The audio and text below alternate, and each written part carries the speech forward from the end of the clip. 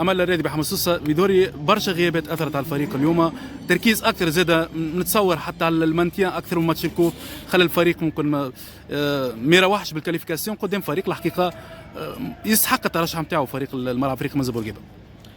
صحيح ديسيبسيون كبيره اليوم، بريمي تور معناها الانسيزيام تخرج منه حمص سوسه معناها بكل صراحه ما شيء مش عادي.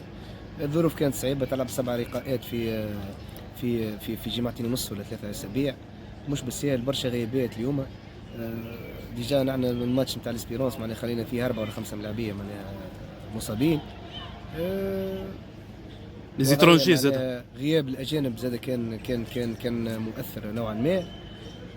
صارت اليوم ديفات وما صارتش كاليفيكاسيون. الروح ما فماش بليل اليوم.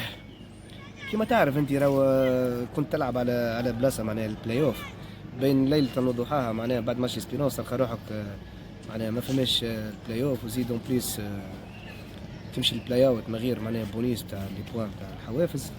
الله غالب معناها تمثل الولاد سي لو بلان مونتال. دونك هذاك هو صارت اليوم ديسيبسيون وديفيت. الفرصه زاده انه باش تجربوا حتى بملاعبيه جد ممكن ما خدوش فرصتهم في الفاز الاولى نتاع البطوله. صحيح يمكن كانت فرصه اليوم باش بعض اللاعبين الشبان انهم يلعبوا اساسيين.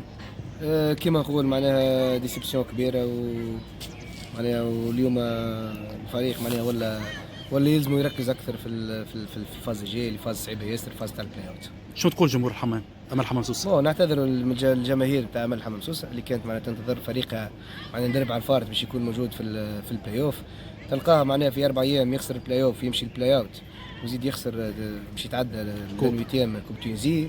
بكل صراحه ديسيبسيون كبيره. ذاك هو ما نعتذروا منهم، ان شاء الله الجاي خير. يعطيك الصحه يا بلال.